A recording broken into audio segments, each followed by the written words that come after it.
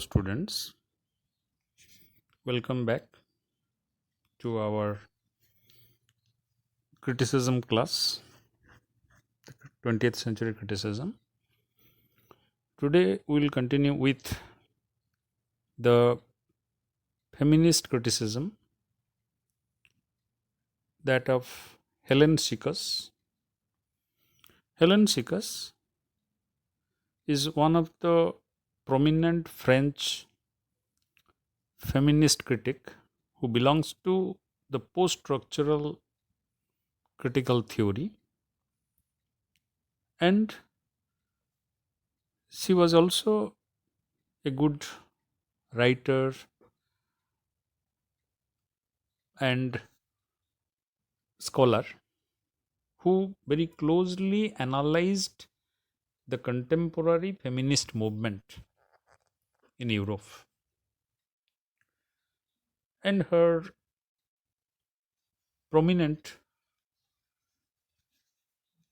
essay, that was The Laugh of the Medusa, it made her a very well known face of feminism in 20th century, from where we have been assigned to go through this particular part, that is Ecriture feminine. Ecriture means it is the trace or the sign or the trace of feminism or feminine. In this essay, she is very elaborately and very systematically analyzing the history of feminine movement or the development of feminine consciousness till 20th century. And she is very strongly advocating the emergence of feminine writing or feminist literature as the real stepping stone to achieve the goal of feminism. So the essay, she begins with her dislike for the use of the word feminine, which she calls as one of the curses of our time. And she is also disliking to discuss about the binary of femininity and masculinity, because she thinks that this is a very traditional and conscious design of the patriarchy to push back the women writers, the women thinkers, and the women activists. So she says that if we go back to the beginning of feminist writing, previously people were thinking what is the basic idea, how we can distinguish between the writing of a man and a woman. She is telling it can begin with graphology or the study of the handwriting. So previously people were looking at the handwriting and people were telling this is written by a woman, or this is the writing of an elegant woman, this or that. But she is telling this is just to mask the distance. That means this is an attempt to cover up what exactly the woman writing is. The woman writing is not the handwriting. And then she is discussing about the psychoanalysis to say that all human beings are originally bisexual. She is claiming that when we look at a child, the child is actually asexual, or when the child grows up, the child carries the characteristic of both the sexes or both the gender. Therefore, all human beings are originally bisexual. That is why in my theoretical childhood, I have been led to use this word. So she is telling that if we look from the Freudian concept of psychology, that we have been developing into a particular consciousness, or there is some layers of consciousness being converted into some unconscious identity as a man or woman. But originally, when we begin at the childhood, we were asexual or without having this gender consciousness, and we exhibit the symptom of bisexuality, both male and female. And she is arguing to prove that as every man or every relationship is having a death drive and life drive, so there is an intricate relationship between different libidinal economies. She is associating this gender or sexual identity as economy. And why economy? Because economy is the easiest way of identifying a gender. That most of the time we say that women are great spenders. They spend a lot. They like going for shopping or spending. So that is the economy of woman. And a man's economy is not that man is miserly, but man takes a balance between the income and the expenditure. So she is telling that the intricate relationship between different libidinal economies, which would be passive and active, constantly binding themselves, undoing themselves, exchanging spending and not spending.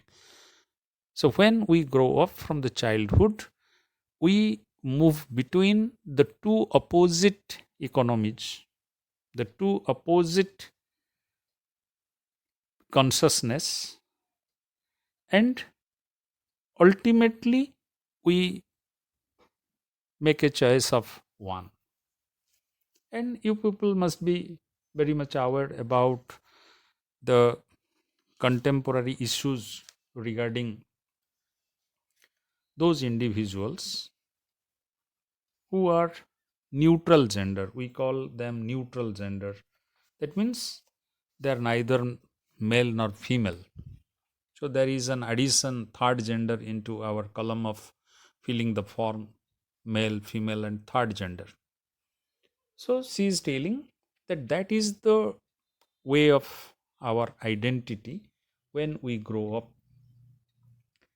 Then she is arguing in page 211, my own position is to insist always on the fact that libidinal femininity is not the proper of woman, and that libidinal masculinity is not the proper of men.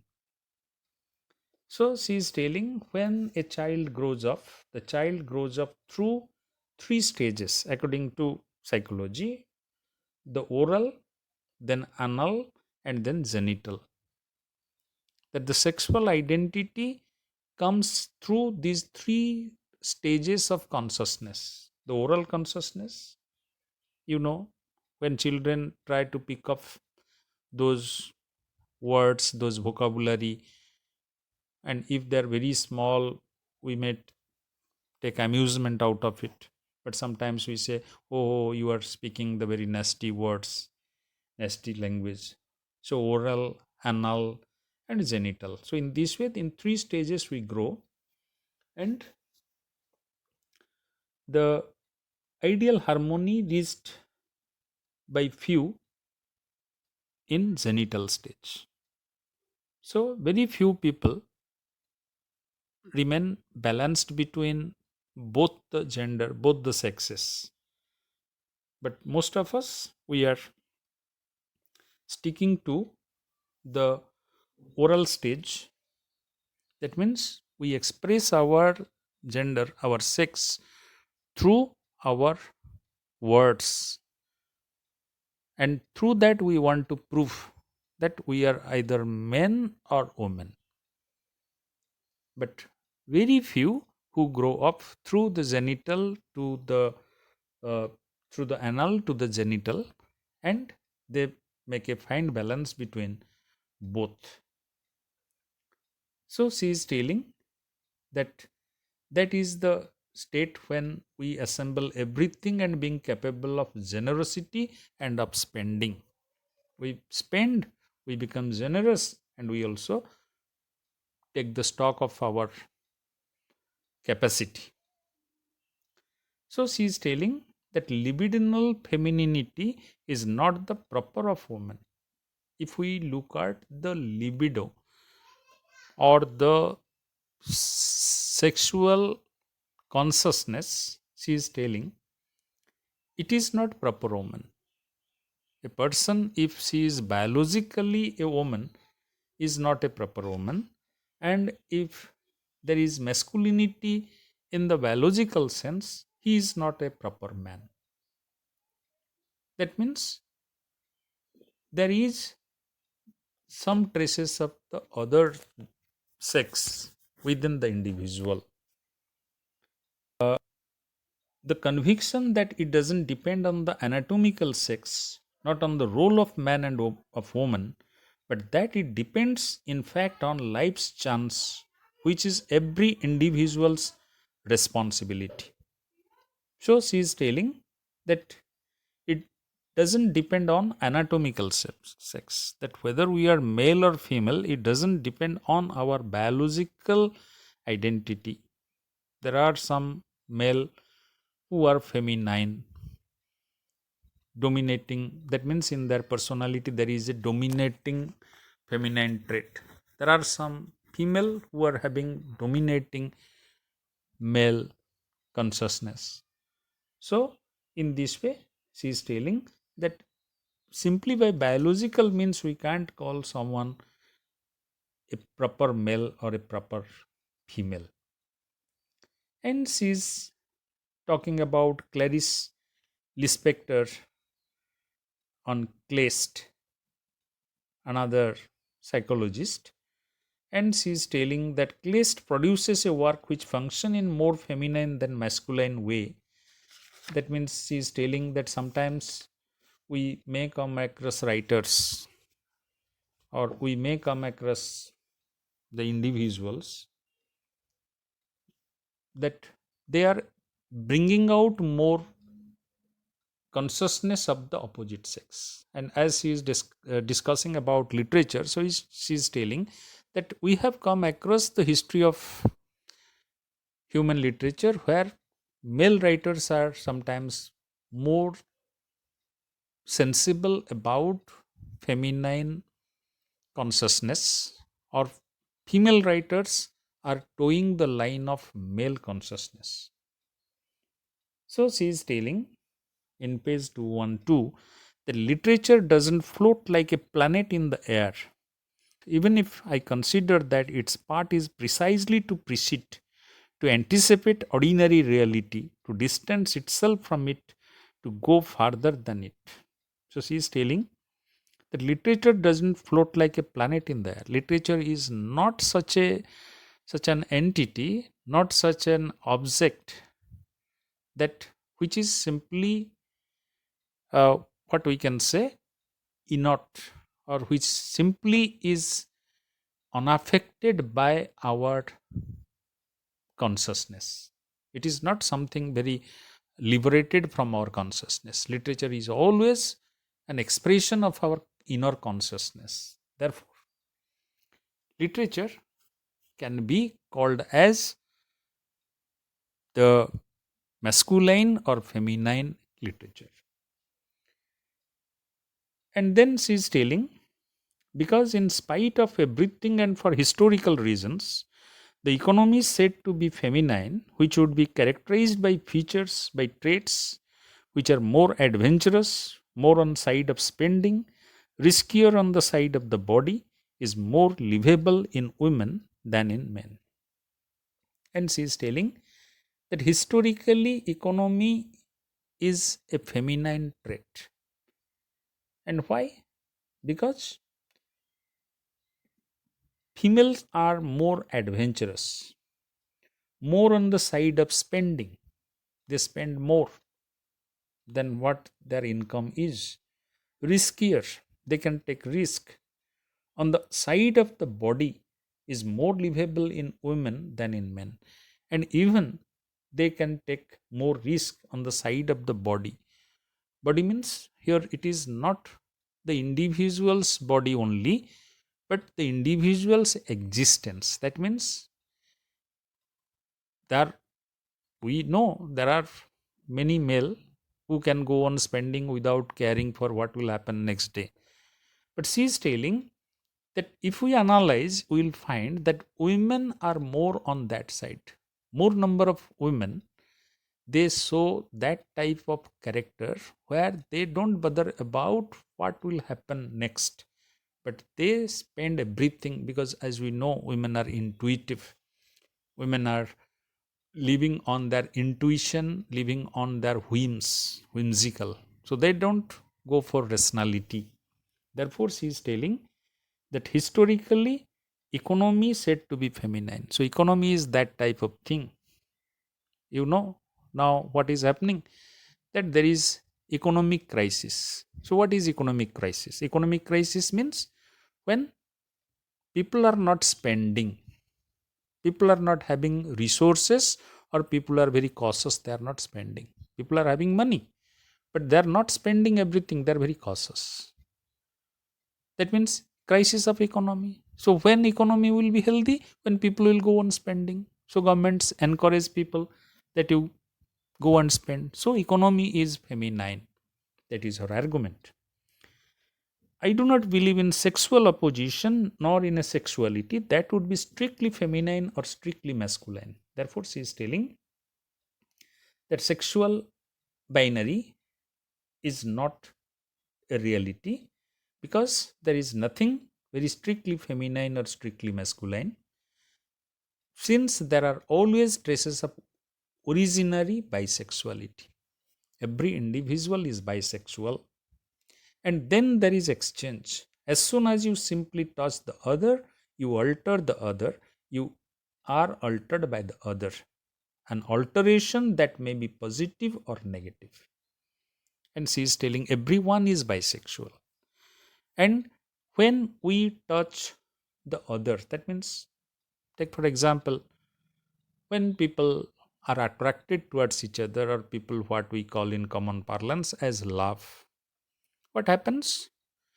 The femininity of the girl is attracted towards the masculinity of the boy, and the femininity within the boy is attracted towards the masculinity of the girl. So it is the opposite attracts. So she is telling when this opposite is attracted, the one is altering. A boy's masculinity coming in touch with the femininity of a girl becomes feminine. It is altered. But these alterations are sometimes positive and negative. Then what is negative and what is positive? She is explaining it is negative if there is compromise.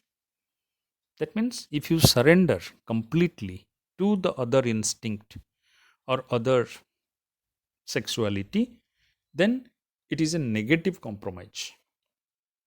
But when you are respectful, mutually respectful and to modalities, where you let yourself be sufficiently altered to feel the other, or the other not too much, because then you destroy yourself. You are altering yourself to respect the other or to live with the other, but at the same time you are not completely altering yourself. So that is the positive alteration. So she is telling the best of the relationship between male and female when we should have positive alteration. We should not completely be overwhelmed by the other. And she is telling, I am not of the between. Be very careful. That is precisely where I would be most careful. The between, the entree, is the neither one nor the other. And she is telling, we should not be in between masculinity and femininity, because in between has no value. You are nor you are female, that is you are nowhere. But to bring in an equilibrium, it is an equilibrium when you can balance both the sensibilities. You can challenge and go for fighting, you can go for fighting in the border of the state, you are a great soldier. But when you come back home, you can also cook, you can also clean your utensils and all that.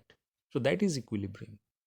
But nothing, neither female nor male, that is a negative thing according to Cixous. So she is proposing for the equilibrium between both the sensibilities within an individual to be an ideal and balanced individual. Then she is coming to feminine writing. To touch upon feminine writing, Fries liberates language word usage. Of course, one cannot imagine a political liberation without a linguistic liberation. Page 213, second paragraph. She is telling that why then she is going for feminine writing, because feminine writing frees, it brings a liberation of what? Liberation of language and use of word. So she will explain that, but she is telling that we cannot imagine a political liberation without a linguistic liberation. So language is important, linguistic liberation is important. That means feminine writing is much more important than feminist movement as a political right, because simply having political right, you can't achieve the essential need of a woman. Women may get all the political rights of education, job, land rights, everything, but that can't give them the complete right. The complete right will come when they will be able to produce their own literature, they will be produce their own expression through the language, which will be liberated from the masculine or patriarchal control, because patriarchal control is the grammar, the grammatical control, the comma, the semicolon, the hyphen, the full stop. Full stop is your so called lakhon rekha. You can't go beyond that in language. But women are not like that. You know, when women they speak simultaneously of so many things, more than one aspect of life simultaneously, more than one incident simultaneously. For them, grammar doesn't exist. So she's telling that feminine writing, it frees, liberates language word usages. It is in order to escape. If you would like the language of the father, it is in order to take something from a language which would be less authoritarian. So she is telling feminine writing should go beyond the language of the father or the authoritarian use of language. Your grammarian or the school teacher who is telling, no, you have committed a mistake, as we sometimes look at your answer script and say, no, you have committed this blunder, the sentence is not correct, the grammar is not right, the tenses are not right. So that is the authoritarian writing. And female writing should liberate itself from that authoritarian use of language. And she is telling in this respect that there are various levels of relationship between body and language. And I always privilege the ear over the eye. She is telling that there are various levels of relationship between body and language. Body and language, they are having a relationship. As is your body, so is your language.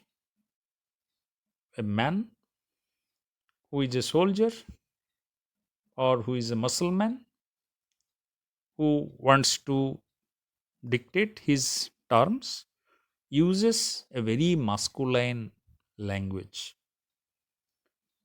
But a woman who wants to live a free life speaks a very liberal language, very soft language. It doesn't mean that the man is using a different vocabulary and the woman is using a different vocabulary. Yes, there are certain differences in their vocabulary, but these vocabularies are taken from the same language set. So it is the choice. So according to your body, you may use language, though sometimes we find difference that very lean and thin people, they behave as if they are the muscle men, or sometimes very hefty people, they are talking like as if they don't have any power. But Helen Cixous is telling feminine language or feminine writing, it gives privilege the ear over the eye. What is perceived and narrated, that is a man's language, a man's narrative. A man looks at something and narrates, but a woman listens to some sound and the woman narrates. You just look at the basic narration. If you look at, a boy will come and tell you, oh, when I was coming, I saw these things happened. But if a girl will come, the girl will say, I heard that people were quarreling over something. Just if you mark it in your life closely, you can find that a boy is emphasizing on the perception, on his visual capacity and relying on it, and a girl is relying on the ear, the listening, the sound. Therefore, what is going to write itself comes from long before me, traverses me being nothing but the bodily medium which forever formalizes and transcribes that which is dictated to me. So she is telling that in the history of literature, actually women writers are writing what is dictated to them, what is their mind conditioned to. They are being acclimatized with the male authoritarian language or the father's language, and they're also being compelled to use the perceptive language that you look and narrate. So she is telling that women writing must escape itself from that. So she is telling that this is not to say that I am opposed to meaning, not at all, but I prefer to speak in terms of poetry. I prefer to say that I am a poet even if I do not write poems, because the phonic and oral dimensions of language are present in poetry, whereas in the banal, cliched language, one is far removed from the oral language. So she is making a comparison that the patriarchal language is a banal language, it is a cliched language, fixed language, high sounding language, and it is far removed from the oral language. Means the child childlike language. When the child is using the language, that is the oral language. She is using the language as the child is feeling, as the child is finding. But we are trying to teach him, look, baby, you see, the uncle has come. The uncle has come. You say, good morning, uncle. You say, I am fine. So what is it? It is cliched language. But that is removed from the reality. That is removed from the real feeling. So all human beings have a need not to disregard the unconscious. So she is advocating that women must bring forward a language which will bring the unconscious mind into the expression. It should not be the conscious mind, because male language is expression of the conscious mind. The woman must bring the language of unconscious. Women have not made discoveries because they have been kept from the scene absolutely. They have been kept from making discoveries that must be changed. But that which has been discovered is valid for the universe. So she is telling men have discovered everything because women were not allowed to discover. But what the women have discovered, that is valid for the whole universe. That is the right thing for whole humanity. If Columbus discovered America, Columbus discovered it for Spain, for Europe to colonize America. But if a woman discovered the nursing, the nursing is for the humanity, it is universal. So, in this way, she is telling that woman's language, woman's literature, woman's perception is different. Then she is giving example of Kafka and how Kafka has tried to bring a sense of equilibrium into his use of language. And then she is telling in page 215 towards the last part, in fact, it is a structure. So, for cultural and historical reasons, one has to say that nevertheless, the gesture of writing has been a gesture of mastering language, and at certain levels, a gesture of very strong symbolization, which presupposes felicization. So she is telling that gesture of writing been a gesture of mastering language. So when we try to write something, we first try to master the language. That means how to express my feelings through a proper language. But a woman may not be requiring a proper language to express her feelings. Therefore, she is comparing the male language or the patriarchal language as a structure. It is the phallicization, the phallic language. And the feminine language has to be post structural, has to deconstruct the structural father's language or phallicized language. Women who have written are women who have been phallicized by their fathers. So she is telling in the past, all those women writers who have emerged, they have respected the male language, male structure. Therefore, women who have written are women who have been phallicized by their father. They have been given that male structure through which they are writing. So she is telling from Colette to Virginia Woolf, each time there is a kind of paternal blessing, but there is with many women the painful, haunting question of mother, though it is under the father that one writes with the phallic instrument excellence. Women writers from Colette to Virginia Woolf, they have started their writing under the blessing of the father or the phallic instrument, that is the patriarchal language.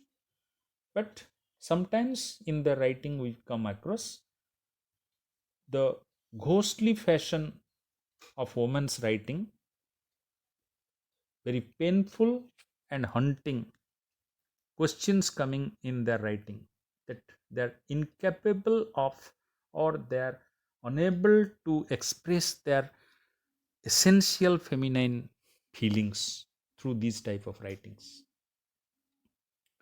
They also led to displacements. It is true that with all my unconscious force, Because the unconscious I cannot master, yet the conscious decisions rise on the unconscious. I had put the accent towards one to whom I owe everything because the one who gave me life is a woman. So she is arguing very strongly that because I have come from a woman and woman is associated with unconscious. So all my unconscious force should displace the consciousness. So the male writing should be displaced by the woman writers in future. Then in the second part, she is going to elaborate that. She is telling that women must write herself, must write about women and bring women to writing, from which they have been driven away as violently as from their bodies for the same reason, by the same law, with the same fatal goal. Woman must put herself into the text as into the world and into history by her own movement. Page 217. She is telling that women must write. Why? Because she has to write herself.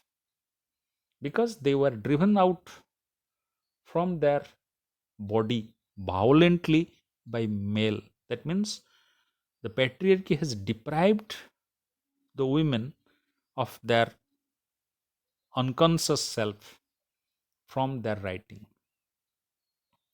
In the literature, women unconscious is not presented. So it is a violence against women. It is a rape of women unconscious. So women have to bring back that unconscious through their own writing. They must put themselves into the text as into the world and into history by their own movement. So feminist movement must emphasize on the advent of women writing, the development of women writing, where women will be able to exercise their unconscious self more and more. Then she is telling, as there are no grounds for establishing a discourse, but rather an arid millennial ground to break, what I say has at least two sides and two ends. So she is telling why I am recommending women to write in a prolific manner and to assert their unconscious self very powerfully, because women have to not just establish a discourse, but they have to cover up for millennial arid ground. That means for so long a time in history, they have not written anything about themselves. The history of literature is devoid of women. Women are completely been deprived of the literature. That means women characters are there, women life is presented there, but they are not presented as women want to present themselves.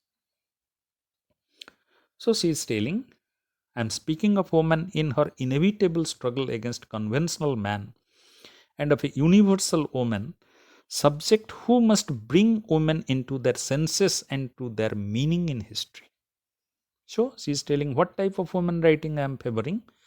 That is, when women in their inevitable struggle against conventional man will be presented, and a universal woman who will bring women into their senses and their meaning in history.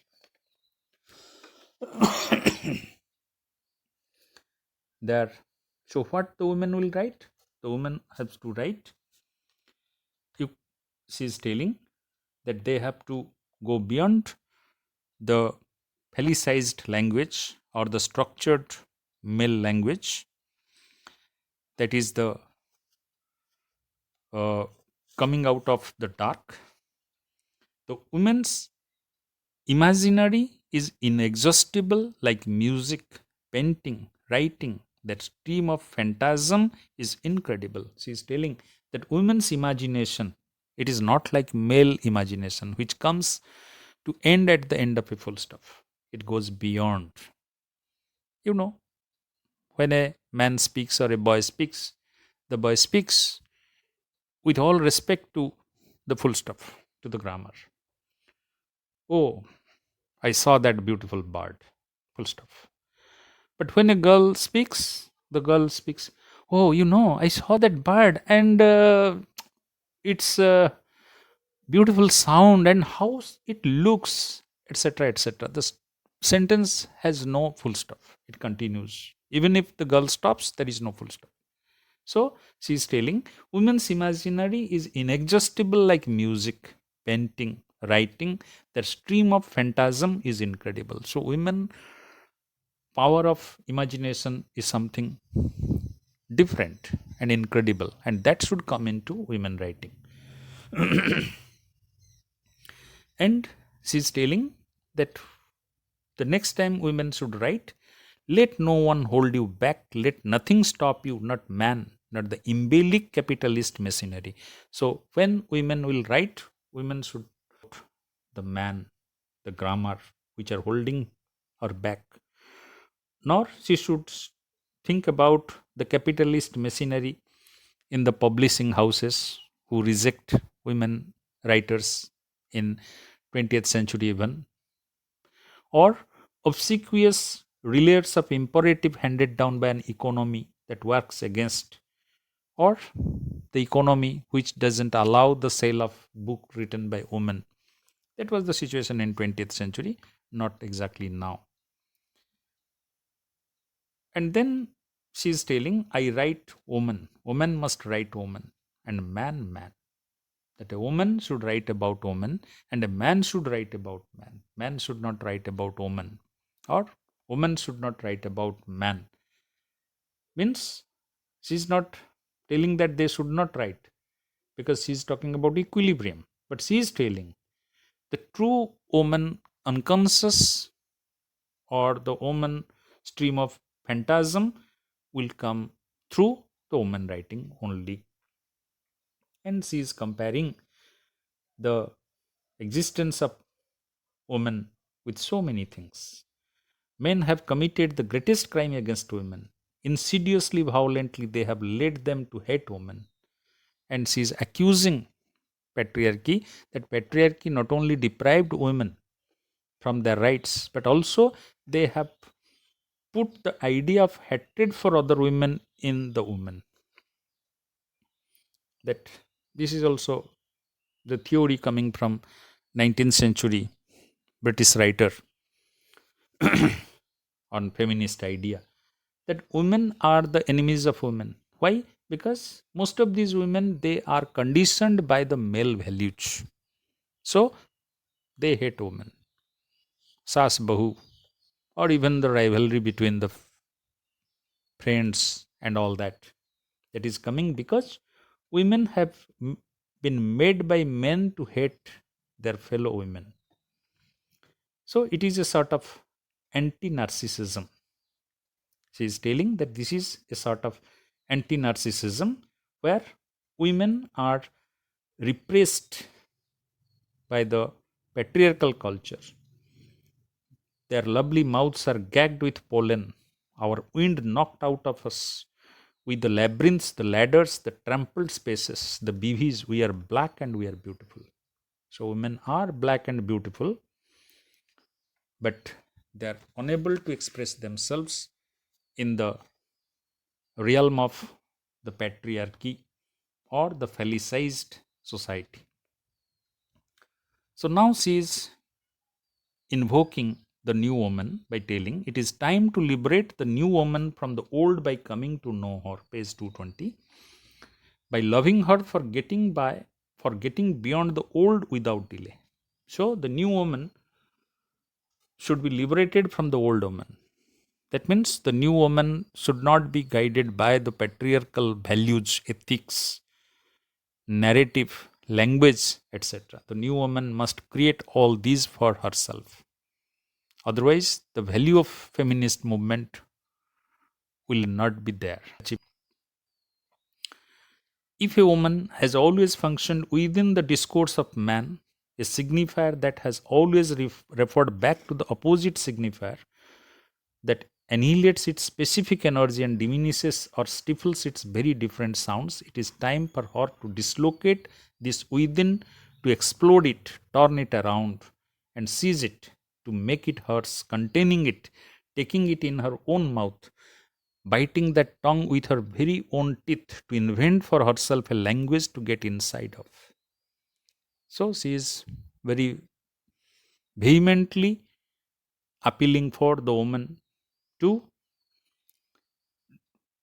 reject the male language, the signifier and the signified. Rather, women should go for the internal discourse